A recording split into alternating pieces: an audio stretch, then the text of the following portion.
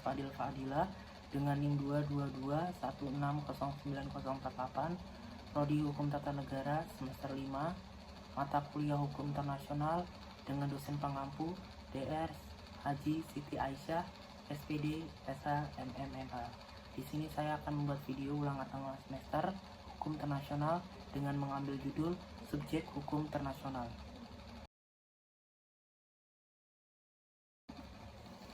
Subjek hukum internasional adalah pemegang dan pendukung hak dan kewajiban hukum internasional.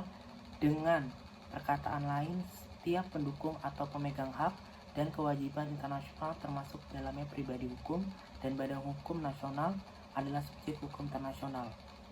Menurut hukum internasional khusus yang bersumberkan konvensi internasional, PBB, dan organisasi internasional semacamnya adalah subjek hukum internasional. Pendapat lain juga dikemukakan oleh F. Sugeng Istanto yang mengatakan bahwa yang dianggap sebagai subjek hukum bagi hukum internasional adalah negara, organisasi internasional, dan individu. Subjek hukum tersebut masing-masing mempunyai hak dan kewajiban sendiri yang berbeda dan satu sama lain. Mostar Kusumatmaja, subjek hukum internasional itu terdapat ada 6. Yang pertama adalah negara, kedua adalah tanah suci, yang ketiga adalah palang merah internasional, yang keempat adalah organisasi internasional, kelima adalah orang atau perseorangan atau individu, yang keenam adalah pemberontak dan pihak dalam sengketa. Menurut J.G. Stark, subjek hukum internasional itu ada 5. Yang pertama adalah lembaga dan organisasi internasional, yang kedua adalah negara, yang ketiga adalah individu-individu, dan yang keempat adalah bagian dan dari negara, wilayah-wilayah yang belum protektorat, dan wilayah-wilayah yang dimasukkan lingkup beberapa konvensi, dan yang kelima adalah para pemberontak atau belligerent. Perbedaan jumlah atas subjek hukum internasional yang dikemukakan oleh pakar di atas menandakan bahwa hukum dan subjek hukum internasional senantiasa berubah secara dinamis dan sudah merupakan fakta yang tidak dapat diganggu-gugat atau disangka lagi. Menurut Pinceng, subjek hukum internasional sebagai berikut. Subject of international law, also known as international persons, are entities that are endowed with international legal personality, which is the capacity to bear rights and with under the international legal system. Subjek hukum internasional adalah pemegang segala hak dan kewajiban atas menurut hukum internasional. Subjek hukum internasional meliputi yang pertama adalah negara. Negara adalah salah satu subjek hukum internasional dan merupakan subjek hukum utama dari hukum internasional. Unsur tradisional suatu negara terdapat dalam pasal 1 Montevideo Pan-American. Pasal tersebut berbunyi sebagai berikut. The states as person of international law should possess the following qualification. Yang pertama harus adanya rakyat. Yang dimaksud dengan adanya rakyat yaitu sekumpulan manusia dari kedua jenis kelamin yang hidup bersama di dalam suatu negara, sehingga merupakan suatu masyarakat. Meskipun mereka ini mungkin berasal dari keturunan yang berbeda, menganut kepercayaan yang berbeda, ataupun memiliki kulit yang berbeda, syarat penting untuk unsur ini yaitu bahwa masyarakat ini harus terorganisasi dengan baik, sebab sulit dibayangkan suatu negara dengan pemerintahan yang terorganisasi dengan baik, jujur, hidup berdampingan dengan masyarakat terorganisir. Kedua, harus adanya daerah di mana rakyat tersebut menetap. Rakyat yang hidup berkeliaran dari suatu daerah ke daerah lain bukan termasuk negara, tetapi tidak penting apakah daerah yang didiami secara tetap itu besar atau kecil.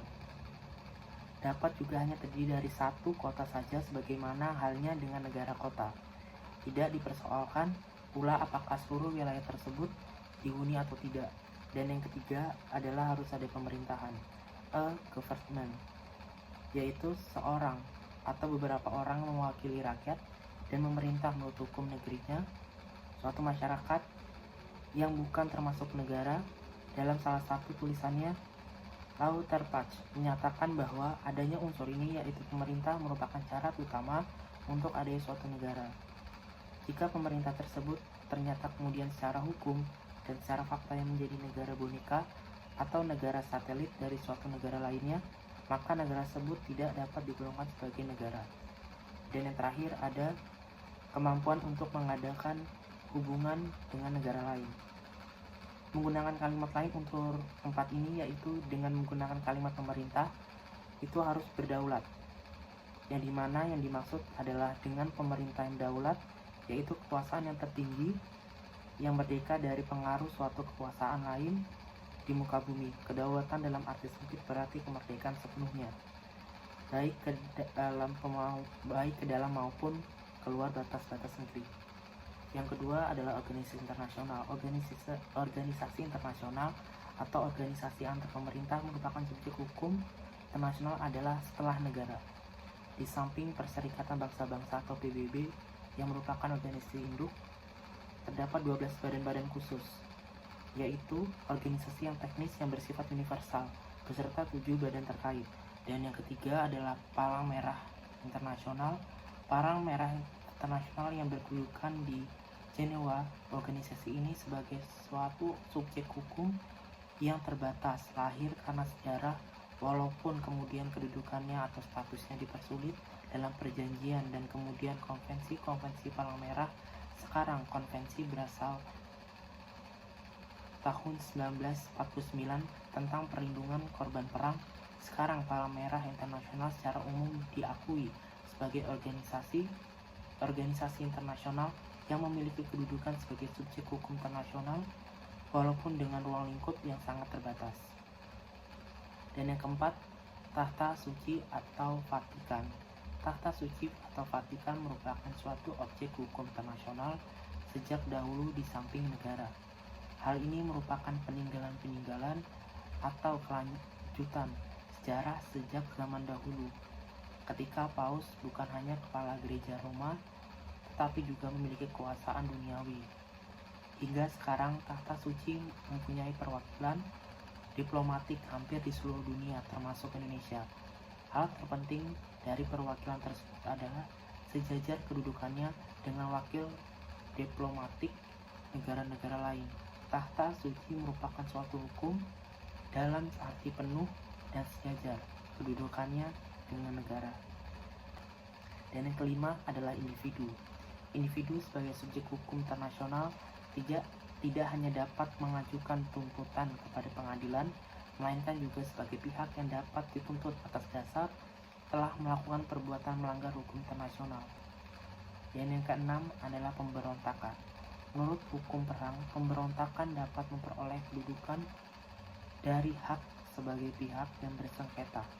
Dalam beberapa keadaan tertentu, perkembangan baru yang walaupun mirip dengan pengakuan status pihak yang bersengketa dalam perang memiliki ciri lain yang khas, yakni pengakuan terhadap gerakan pembebasan seperti Gerakan Pembebasan Palestina (PLO).